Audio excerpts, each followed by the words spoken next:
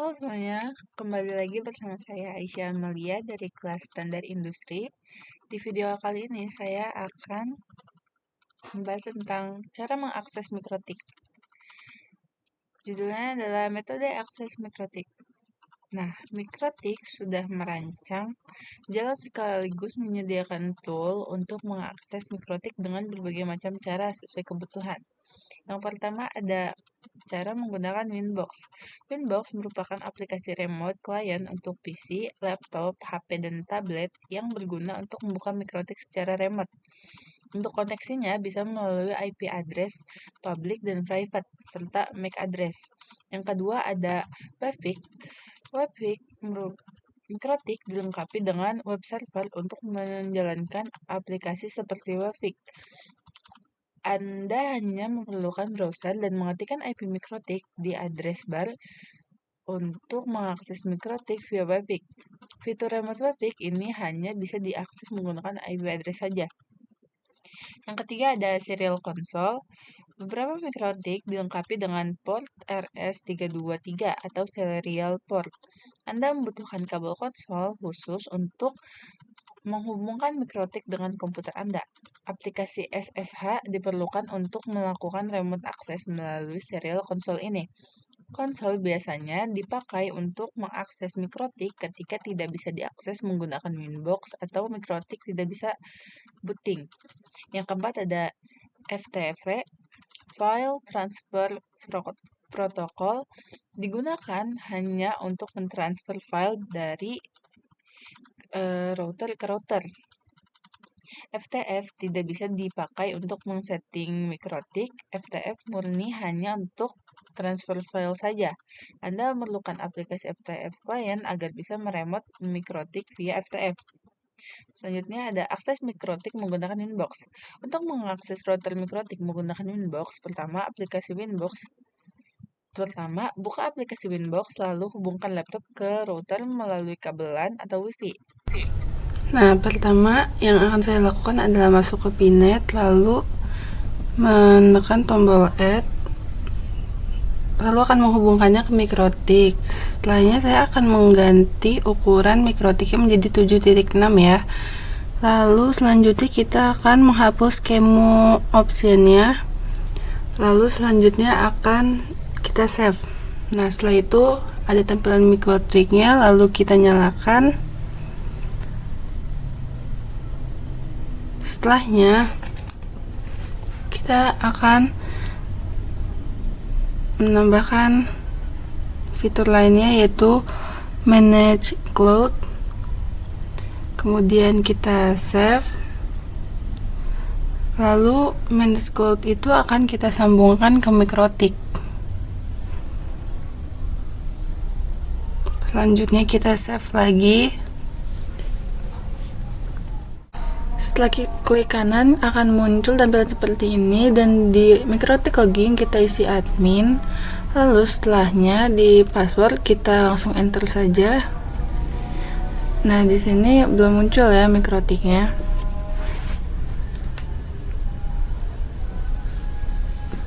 Terus kita enter, lalu disitu ada pilihan Y atau N. Nah, kita pencet N, lalu setelahnya di sini akan muncul tampilan seperti ini ya, mikrotik. Nah, di sini sudah muncul dan bisa kita isi IP address print. Tapi jika tidak muncul, kita bisa mainkan kursornya dulu. Lalu diketik lagi IP address print. Lalu klik enter. Nah, di sini sudah muncul IP address-nya.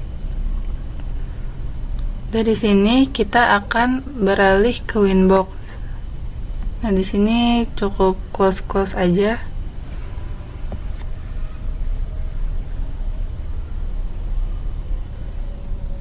Nah, sudah muncul tampilan seperti ini. Pertama akan kita refresh dulu, lalu kita akan memilih ke MAC address. Setelah memilih MAC address, kita akan connect to. Nah, di sini kita pencet X saja, lalu kita pilih ke sistem, lalu pilih identi ya. Nah, di sini kita bisa mengubah mikrotiknya menjadi nama kita. Contohnya, saya akan mengubah ke nama saya lalu klik apply dan oke. Setelah itu lanjut kita ke IP, pilih addresses. Nah, di sini kita akan klik new. Di sini kita bisa mengubah IP sesuai keinginan kita. Setelah diganti, kita akan klik apply lalu oke. Nah, di situ nanti akan Coba refresh atau cek firewall. Tampilan Winbox punya banyak menu di sisi kiri. Jangan kaget, kita fokus yang penting dulu. Yang pertama, interface. Untuk melihat port atau Ethernet, mana yang aktif, mana WAN atau LAN, dan status koneksi.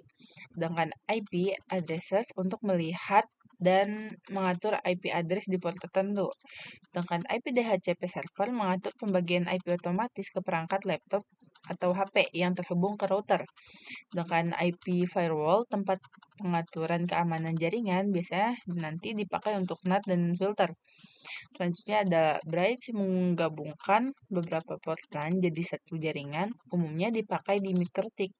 Selanjutnya ada wireless, jika router ada Wi-Fi. Untuk setting SSID, password Wi-Fi, mode access point, dan lain-lain. Selanjutnya ada sistem, pengaturan identitas router, password admin, update, reboot, backup, dan configuration. Akses mikrotik, Pinet Lab menggunakan Winbox. Apa itu Pinet Lab pada Winbox? Pinet Lab pada Winbox itu sebenarnya bukan bagian dari Winbox, tapi lingkungannya atau lab virtual tempat kita menjalankan perangkat jaringan seperti mikrotik. Konsepnya, Winbox adalah aplikasi untuk mengakses dan mengatur konfigurasi router mikrotik. Sedangkan Pinet Lab adalah aplikasi untuk mensimulasikan jaringan, seperti lab virtual berisi router, switch, dan lain-lain. Hubungannya keduanya adalah kita bikin router mikrotik di Pinet Lab, router itu punya IP, lalu kamu akses router tersebut untuk dipakai di Winbox. Metode akses mikrotik di Pinet Lab menggunakan Winbox pada dasarnya dilakukan dengan menghubungkan aplikasi tersebut ke router virtual mikrotik yang sudah dijalankan di Pinet Lab. Setelah topologi aktif, kamu perlu mengetahui IP address dari router mikrotik, biasanya dari interface yang terhubung ke cloud atau ke NAT atau jaringan lokal.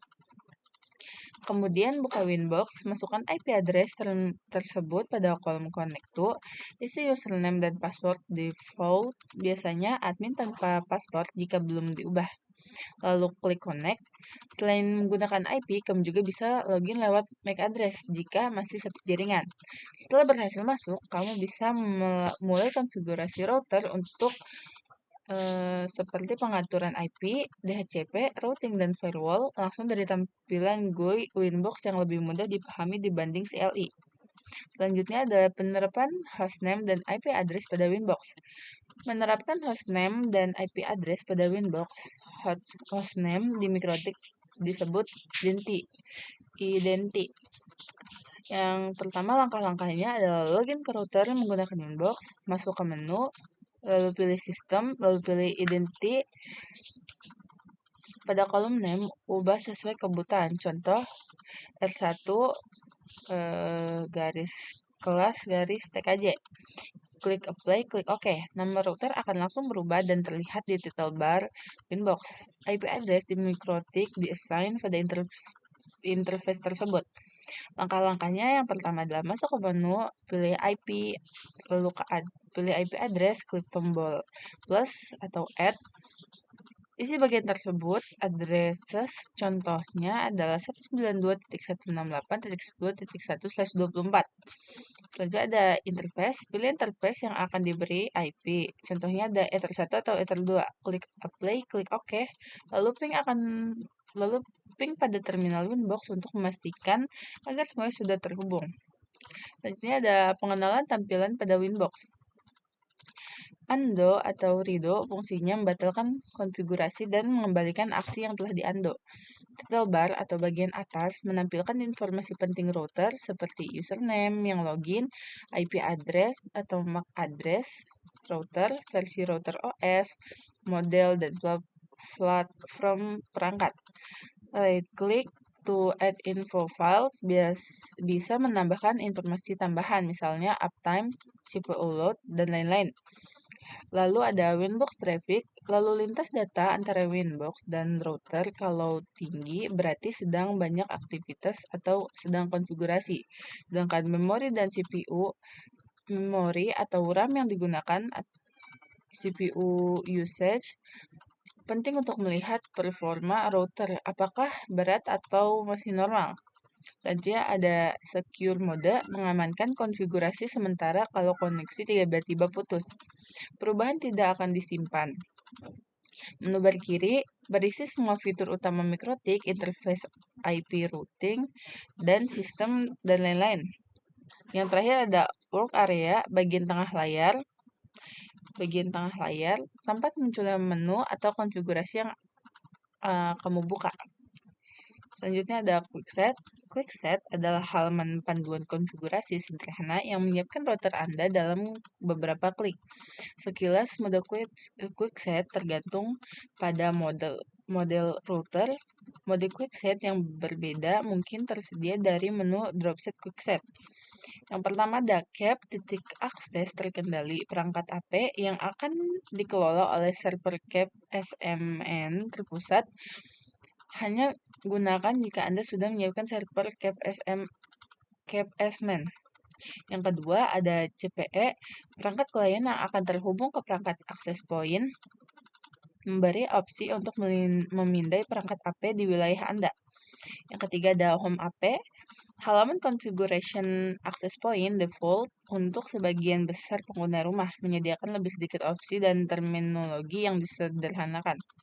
Yang keempat ada Home AP double band, perangkat dual band 2 GHz dan 5 GHz, halaman konfigurasi access point default untuk sebagian besar pengguna rumahan, menyediakan lebih sedikit opsi dan terminologi yang disederhanakan.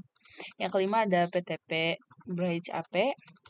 Ketika Anda perlu secara interkoneksi menghubungkan dua lokasi jarak jauh secara bersamaan dalam jaringan yang sama, atau satu perangkat ke mode ini dan perangkat lain ke mode berikutnya.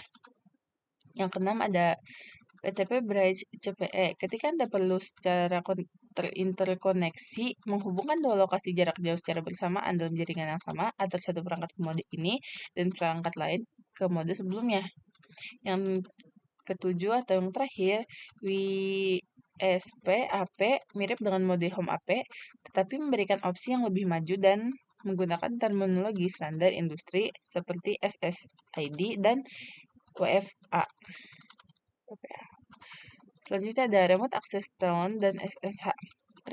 Remote Access berbasis CLI Command Line Interface adalah metode mengakses router melalui perintah teks, bukan tampilan grafis. Pada perangkat MikroTik yang menjalankan MikroTik Router OS, akses CLI dapat dilakukan melalui SSH, Telnet, konsol, dan Neo Terminal.